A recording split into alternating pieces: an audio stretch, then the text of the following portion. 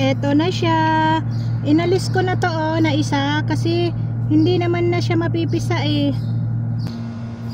Ayun, yung nanay. Titingnan ko lang yung anak mo.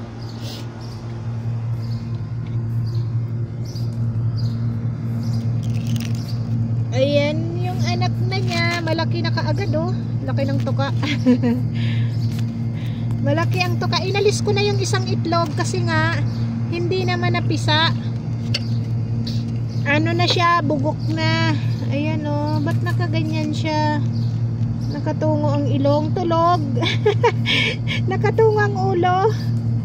Ayan siya oh. Medyo makapal-kapal na yung buhok niya. Sa isang linggo, titingnan ko siya kung pwede nang malagyan ng singsing. Hindi na natin siya iistorbohin kasi tulog pa ang aking kalapati. Ayan.